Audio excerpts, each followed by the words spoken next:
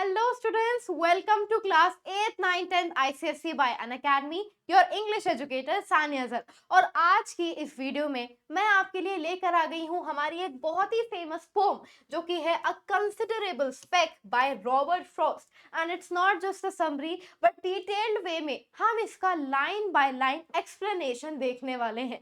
तो चलिए बिना किसी डिले के अपने वीडियो को स्टार्ट करते हैं। और स्टूडेंट्स, आपको लगता है कि कोई ऐसा टॉपिक है, जैसे कि बहुत सारे बच्चे बोल रहे थे कि हमें जूलियस सीजर पे वीडियो चाहिए, तो मैंने उसकी वीडियो बना दी है। उसके अलावा आपको कोई और भी टॉपिक लगता है कि यार this has to be covered या हमें ये पढ़ना है, तो आप मुझे कमेंट सेक्शन में बिल्कुल बता सकते हैं। नेक्स्ट वीडियो मैं उसी पर बना दूंगी, ठीक है? ओके, तो चलिए हम पहले देख लेते हैं कि हमारी पोम किस बारे में है। एक बेसिक ओवरव्यू ले लेते हैं, फिर हमारा डिटेल्ड लाइन बाय लाइन हम अपना एक्सप्लेनेशन देखेंगे। Okay Okay, a considerable speck by Robert Frost is a thoughtful poem describing a tiny insect that appears on the poet's clean sheet of paper.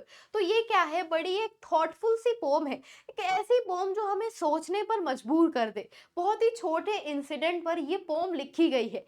क्या जो पोएट है उनकी paper की sheet पर एक छोटा सा कचरा आके गिर जाता है, एक छोटा सा कण टाइप का कुछ ऐसी धूल मिट्टी आके गिर जाती है, इस बारे में है वो। What seems like a dust pack, तो जो चीज उनको ऐसे एक छोटी सी धूल का एक टुकड़ा लग रही थी, एक कण टाइप का लग रहा था, वो एक्चुअल में एक लिविंग क्रिएचर निकलता है, एक इंसेक्ट निकलता है।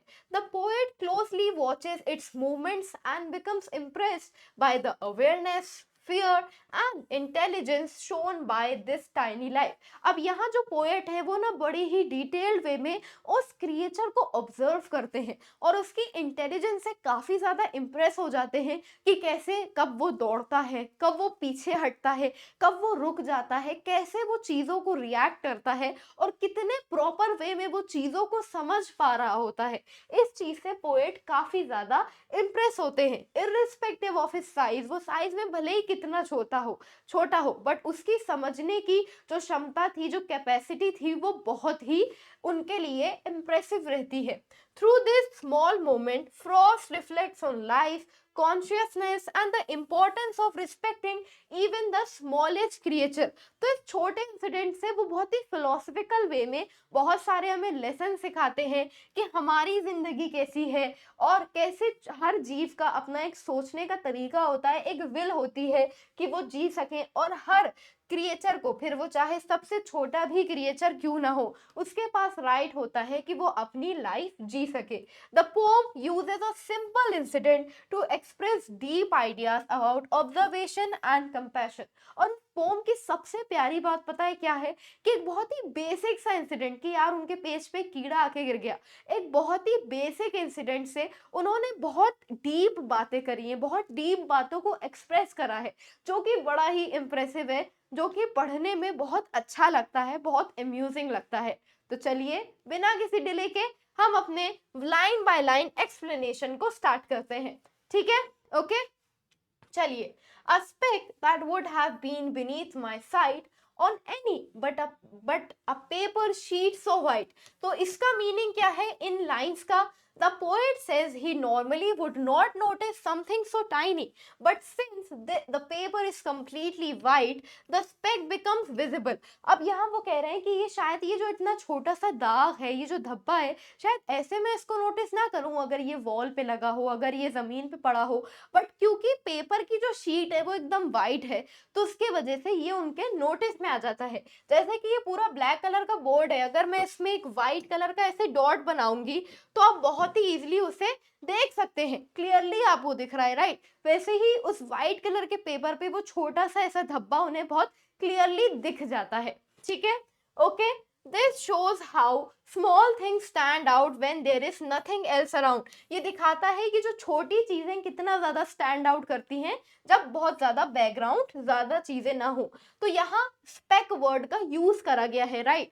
स्पेक, तो यहाँ स्पेक मतलब क्या है? कोई एक छोटा सा धब्बा, एक छोटा सा स्पॉट, एक small piece of dirt, right? तो यहाँ अभी तो पोएट क्या उसे एक छोटा सा धब्बा ही समझ रहे हैं, छोटा सा दाग समझ रहे हैं। आगे जाके हमारी पोम में ट्विस्ट आएगा, हमारे पोएट का पर्सपेक्टिव चेंज होगा। Set off across what I had written there, इसका मतलब क्या है इन लाइन का, it seem the dust speck was moving. अब ऐसा लगता है कि ये जो धूल का कण है शायद ये हवा से या पता नहीं किस चीज से इधर उधर थोड़ा बहुत ऐसे मूव कर रहा है। सेट ऑफ मतलब क्या होता है, मूव होना, मूव कर रहा है ये धूल का टुकड़ा ऐसे मूव कर रहा है। And I had idly poised my pen in air to stop it with a period of ink.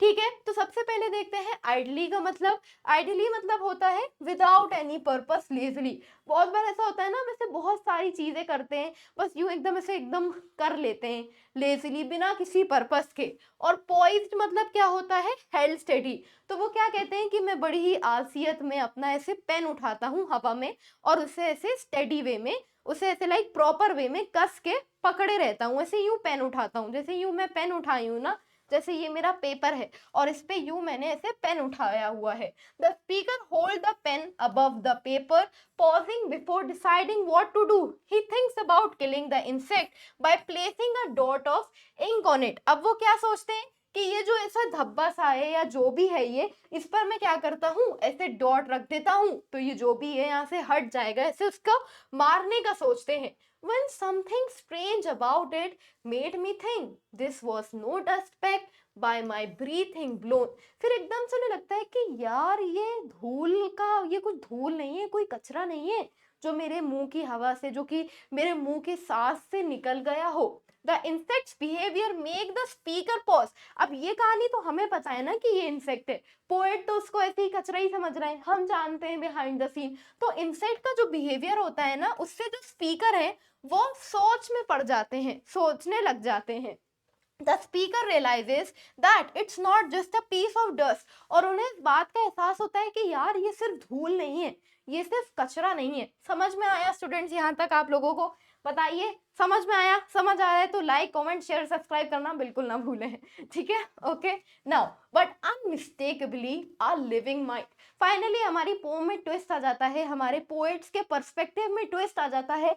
क्या कि अरे ये कोई कचरा नहीं है बल्कि ये तो एक जीता जागता छोटा सा कीड़ा है। ठीक है, ही understand that the speaker is a living insect, एक लिविंग इंसेक्ट है, एक माइट है। ठीक है, ओके, समझ आया यहाँ तक? Next, with inclinations it could call its own, it paused as with suspicion of my pen. अब inclinations मतलब क्या होता है स्टूडेंट्स, मतलब फीलिंग्स, राइट? तो ये जो छोटा सा कीड़ा है, ये जो छोटा सा इंसेक्ट्स है, इसकी खुद की अपनी एक फीलिंग्स है, सोचने समझने की एक क्षमता है। The insect seem to have its own will और डिजायर, उसकी अपनी इच्छाएं हैं, उसकी अपनी विल है, अपने इमोशंस हैं। The insect stop as if sensing danger from the pen. और ये जो इंसेक्ट है, जो जो ये जो इधर से उधर हो रहा होता है, जैसे ही मैं यूं पेन उठाता हूँ तो जैसे वो उस डेंजर को सेंस कर लेता है कि ये पेन मेरे ऊपर ना आ जाए कहीं, तो वो एकदम रुक जाता है, एकदम पॉज हो जाता है, भागना दौड़ना बंद कर देता है, एक जगह पॉज हो जाता है। दीज ऑल थिंग्स शोज कि वो कितना इंटेलिजेंट था, राइट? उसके अंदर इंटेलिजेंस थी। And then came racing wildly on again, और फिर वापस से दौड़ने लगता है। After a brief pause it quickly starts moving again, तो थोड़ी देर रुकने के बाद वो वापस से भागने लगता है, दौड़ने लगता है। To where my manuscript was not yet dry, then paused again and either drank or smelt. अब क्या होता है, ये जो इंसेक्ट है वापस से दौड़ने लगता है और ये इंसेक्ट कहाँ पहुंच जाता है, moves towards the fresh ink, जहां अभी उनकी जो इंक है, राइट? जब हम लिखते हैं तो होता है ना, एकदम हम हाथ लगा देते हैं तो वो इंक फैल जाती है। तो यहाँ भी पोएट ने अभी बस लिखा ही था, इंक फ्रेश ही थी, कि वो उस तरफ भाग जाता है जहां इंक सूखी हुई नहीं थी। It stops again as if testing और स्मेलिंग द इंक, और वो वहां जाके फिर से रुक जाता है और जैसे पता नहीं वो उस इंक को टेस्ट कर रहा है या उसको स्मेल कर रहा है। ठीक है, ओके।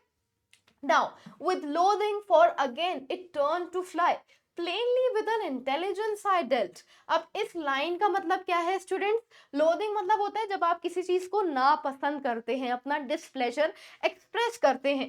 प्लेनली मतलब क्लियरली, बहुत साफ साफ। The insect reacts negatively and tries to fly away, जैसे मतलब उस इंसेक्ट ने जैसे ही उसको सूंघा या उसको टेस्ट करा तो उसको ना उसकी उसकी स्मेल नहीं अच्छी लगी, तो एकदम से पीछे हट के उड़ने लगा, राइट? तो अपना दिखा रहा है अपना डिस्प्लेजर कि उसके अंदर ये ये एबिलिटी भी है कि यार ये चीज अच्छी नहीं लगी, पीछे हट जाओ, right. The speaker realise the tiny creature को थिंक और रिएक्ट, और इसी चीज से उनको समझ में आता है कि मैं कोई एक छोटे से कीड़े को नहीं देख रहा हूँ, बल्कि इंटेलिजेंस से डील कर रहा हूँ। इसके अंदर सारी समझ है कि कहाँ कैसे रिएक्ट करना है, कहाँ कैसे सोचना है। ठीक है, ओके, समझ में आया? चलिए next, okay, it seemed too tiny to have a room for feet, yet must have had a set of them to complete. अब यहाँ इन लाइंस का मतलब क्या है? The poet find it so tiny that even its feet are hard to see. अब poet को ये जो छोटा सा कीड़ा है इतना ज्यादा साइज में छोटा लगता है कि उनको ना उसके पैर ही नहीं दिख रहे होते हैं। कीड़े कितने छोटे होते हैं, हमें भी नहीं दिखते उनके पैर, राइट? तो उन्हें भी ना उसके फीट नहीं दिख रहे हैं, उसके पैर नहीं दिख रहे हैं। Even though it was tiny, it all obviously had proper feet because it was moving. But फिर भी वो कहते हैं कि भले ही उसके पैर दिख नहीं रहे हों, पर पूरे पैर होंगे, क्योंकि किस तरीके से वो जल्दी जल्दी भाग रहा था, रुक रहा था, तो अपने पैरों की ही वजह से तो कर पा रहा था ना, ऑफ कोर्स, राइट। तो ये हमारी लाइंस का मीनिंग हो गया। Next, to express how much it did not want to die, it ran with terror and with cunning crept. ठीक है, समझ में आ रहा है आप लोगों को? अच्छे से मजा आ रहा है? बहुत ही इजी वे में हम एक्सप्लेन कर रहे हैं, राइट? ओके, चलिए। Its movement showed how much it wanted to stay alive. तो जिस तरीके से वो भाग रहा था, रुक रहा था, ये मूवमेंट्स दिखा रहे थे कि उसके अंदर कितना डिजायर था कि वो जीना चाहता था, कितनी ज्यादा उसके अंदर ये इच्छा थी। The tiny creature try to escape both quickly and smartly. और ये जो छोटा सा कीड़ा था ना, बड़ा ही समझदार था। कभी ये एकदम तेजी से भागता था, कभी ये धीरे धीरे भागता था, राइट। कनिंग मतलब क्या होता है? क्लेवरलेसनेस, चालाकी के साथ रिएक्ट कर रहा था। और क्रेप्ट मतलब जब धीरे धीरे मूव करना होता है ना, कभी कभी सिचुएशन को देख के हम ऐसे धीरे धीरे चलते हैं, फिर कभी कभी होता है जल्दी से जाते हैं, तो वो चीजों को ऑब्जर्व कर रहा था। जहां उसे सही लग रहा था वो तेज भाग रहा था, जहां उसे सही नहीं लग रहा था वो धीरे धीरे भाग रहा था। ठीक है, okay. Next, it faltered. I could see it hesitate. Then, in the middle of the open sheet, cower down in desperation to accept. अब यहाँ लाइंस का मतलब क्या है? The creature slowed down, unsure what to do next. अब finally बेचारा creature इतना हैरान परेशान हो गया, कभी इधर भाग रहा था, कभी उधर भाग रहा था, कि अब वो थोड़ा सा रुक गया और उसे समझ में नहीं आ रहा था कि यार मैं अब क्या करूं? What should I do next? It stumbled. I could see it pause in fear. Right, faltered मतलब क्या होता है? स्टम्बल्ड हो जाना, राइट, थोड़ा सा मिसबैलेंस हो जाना, थोड़ा सा लाइक स्टम्बल्ड हो जाना। ठीक है, तो वो जैसे एकदम ऐसे रुक सा गया, ऐसा एकदम परेशान सा हो गया, और मैं उसका फियर देख रहा था कि वो कोई आराम करने के लिए नहीं रुका था, बल्कि वो डर से रुका था। The insect has accepted its fate, जैसे उस कीड़े ने अपनी किस्मत को एक्सेप्ट कर लिया हो। होता है ना कि यार अब तो कुछ नहीं हो सकता, जो किस्मत में लिखा है वही होगा। बिल्कुल यही सिचुएशन इंसेक्ट के ही साथ हो गई। वो भी एकदम रुक गया, उसने कोशिश करना छोड़ दी। Whatever I accorded it of fate, I have none of the tenderer than thou. Right, अब accorded मतलब क्या होता है? Gave, कि जो भी मैंने डिसाइड करा हो कि इसके साथ इसकी किस्मत में क्या होगा। क्यों? क्योंकि पोएट के पास पेन था, वो उसके पेपर पे था, तो वो चाहते तो उसको मार देते या वो चाहते तो उसको छोड़ देते। तो उनके हाथ में था कि वो उस कीड़े के साथ क्या करेंगे। ठीक है, बट फिर आगे वो ये भी बोलते हैं, the speaker is not trying to act overly gentle और सेंट लाइक। बट वो क्या क्या कह रहे हैं कि यार मैं यहाँ कोई ऐसा पिघला नहीं हूँ, कोई मेरा दिल बहुत वो नहीं हो गया है कि अरे यार मैं इस क्रिएचर को नहीं मारूंगा, मैं तो बहुत अच्छा इंसान हूँ, मैं कुछ ऐसा नहीं सोच रहा हूँ, मैं ये कुछ ये बात जताने की नहीं कोशिश कर रहा हूँ, right. Political collectivistic love with which the modern world is being swept. अब ठीक है, सबसे पहले हम देखते हैं कलेक्टिविस्टिक का मतलब group focus, right, love care, right. कोई चीज जैसे ग्रुप फोकस बहुत ज्यादा होती है, जैसे कि आजकल के जमाने में हम एनिमल लवर्स देखते हैं कि यार एनिमल्स को नहीं मारना चाहिए, फिर हम वही लोगों को देखते हैं कि एनिमल की लेदर की ही जैकेट पहन के घूम रहे होते हैं। तो that's a kind of a hypocrisy. तो ये क्या है? ये जो दुनिया है ऐसे ही प्यार से भरी हुई है। कलेक्टिविस्टिक मतलब सब कर रहे हैं इसको साथ में, स्वेप्ट मतलब कवर्ड, फिल्ड। तो ये दुनिया ऐसे प्यार प्यार से भरी है। तो यहाँ उनका इन लाइन से मतलब क्या है? The speaker does not believe in grand public show off kindness that society praises. तो उनका ये मतलब नहीं है कि यार मैं ये काइंडनेस कर रहा हूँ तो मैं पूरी दुनिया को दिखा सकूं, पूरी सोसाइटी को दिखा सकूं कि देखो मैंने कितना अच्छा काम करा है। यह चीज मैं सोसाइटी के वैल्यूज की वजह से नहीं कर रहा हूँ। Society today is filled with idea of collective kindness. यहाँ हम काइंडनेस की बात तो करते हैं कि लोगों की हेल्प करनी चाहिए, बट ये मतलब बहुत ही फेक टाइप की है, सोसाइटी भरी हुई है, बट मैं कोई ऐसा वैल्यूज वाला नहीं हूँ कि यार लोगों के साथ बुरा नहीं करना चाहिए या मुझे बहुत फील नहीं होता है, मैं वैसा नहीं हूँ। तो कहीं ना कहीं वो क्या दिखा रहा है कि बहुत एक रैशनल टाइप के पर्सन है वो। ठीक है, okay. Next, but this poor microscopic item now. Microscopic मतलब इतना टाइनी कि आपको उसे माइक्रोस्कोप से देखना पड़े, और यहाँ आइटम में किसकी बात हो रही है? उस छोटे से इंसेक्ट की बात हो रही है। It was nothing I knew evil of, right. तो इन लाइन का मतलब क्या है? The speaker focuses back on the small helpless creature. ठीक है, वापस से उनका ध्यान जाता है उस पर, दुनिया से हटा के, कि पर अब इस छोटे से कीड़े का क्या होगा? It had done nothing wrong to me. इसने मेरे साथ तो कभी कुछ गलत नहीं करा है, मुझे कोई नुकसान नहीं पहुंचाया है, मुझे कुछ परेशान नहीं करा है। ठीक है, next, I let it lie there till I hope it slept. मैंने उसको वहीं रहने दिया तब तक जब तक वो सो नहीं जाता। I have a mind myself and recognise. इन लाइन का मतलब क्या है? कि स्पीकर डिसाइड करते हैं कि वो उसे नहीं मारेंगे। They allow it to rest और become still. The speaker says they can notice signs of intelligence in other being. कि मेरे पास भी अपना खुद का दिमाग है और मैं भी दूसरों का दिमाग देख सकता हूँ, दूसरों की इंटेलिजेंस को देख सकता हूँ। ठीक है, okay.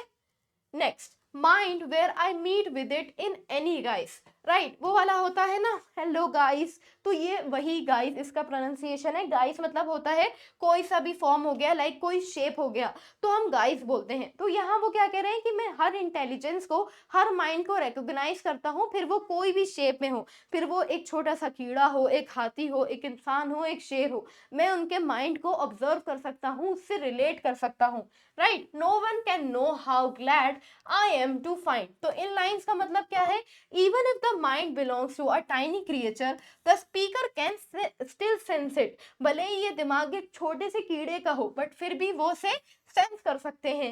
The speaker can recognise a mind in any shape और फॉर्म। और वो उस चीज को रिकॉग्नाइज कर सकते हैं, उस चीज को समझ सकते हैं, और उन्हें इस बात की बहुत ज्यादा खुशी है, राइट। यहाँ ये जो हमारी लाइन आती है कि no one can know how glad I am to find on any sheet the least display of mind. अब इन दोनों लाइंस का मतलब क्या है? कि कोई नहीं समझ सकता है उनका खुशी का राज। I feel happy to find. जो स्पीकर हैं वो बहुत ज्यादा डीप जॉय फील कर रहे हैं। The speaker is happy whenever they see a tiny creature showing signs of life and thought. तो अब वो जब भी एक छोटे से क्रिएचर को देखते हैं तो उन्हें अंदर से खुशी होती है कि हाँ ये लिविंग है, इसके अंदर भी माइंड है, और कैसे ये अपने इंटेलिजेंस को यूज करके सरवाइव करने की कोशिश करता है। Even the smallest science of intelligence on any surface. तो फिर चाहे एकदम थोड़ी सी ही इंटेलिजेंस क्यों ना हो, थोड़ा सा ही माइंड क्यों ना हो, वो उस चीज से रिलेट कर पाते हैं, उस चीज को देख के खुश होते हैं, उस चीज को देख के रिकॉग्नाइज करते हैं। ठीक है स्टूडेंट्स, ओके। तो यहाँ ये जो हमारी पोम है ये पूरी कंप्लीट हो जाती है। अब हम क्विकली हमारे पोम के कुछ पोएटिक डिवाइस देख लेते हैं। जैसे कि सबसे पहले इसकी राइम स्कीम क्या है? इरेगुलर राइम स्कीम, एक प्रॉपर राइम स्कीम हमें नहीं देखने को मिलेगी। देन नेक्स्ट आ जाता है इमेजरी। बहुत ही डिटेल वे में पोम को लिखा गया है जो कि हमारी माइंड में इमेज क्रिएट करती है। जब मैं आपको ये पोम पढ़ा रही होंगी तो आपके माइंड में इमेज क्रिएट हो रही होगी कि हाँ यार एक व्हाइट कलर का पेपर है, उस पे कीड़ा है, राइट। तो आप इस चीज को देख पा रहे हैं। Visual imagery has been deployed to show the mite's movement. ठीक है, तो वो माइट का मूवमेंट ऐसे देख पा रहे हैं। देन नेक्स्ट आ जाता है एनाफोरा। टू और more consecutive line start with the same word, right. जैसे कि दो या दो से जो है वो स्टार्ट में करनी है। जैसे कि I let it lie there till I hope it slept. I have a mind myself and recognise. तो मैंने उसको वहीं रहने दिया जब तक वो सो नहीं जाता। मेरे पास भी अपना माइंड है जिससे मैं रिकॉग्नाइज करता हूँ, समझता हूँ। देन नेक्स्ट आ जाता है alliteration. repetition of a consonant sound at the start of two or more consecutive words, right? जब क्या होता है, दो हमारे कॉन्सोनेंट साउंड का रिपीटेशन हो रहा होता है, जैसे कि कनिंग क्रेप, तो यहाँ सी भी रिपीट हो रहा है और यहाँ भी सी रिपीट हो रहा है, विद विच में डब्ल्यू भी रिपीट हो रहा है, यहाँ भी डब्ल्यू रिपीट हो रहा है। तो these all are example of alliteration.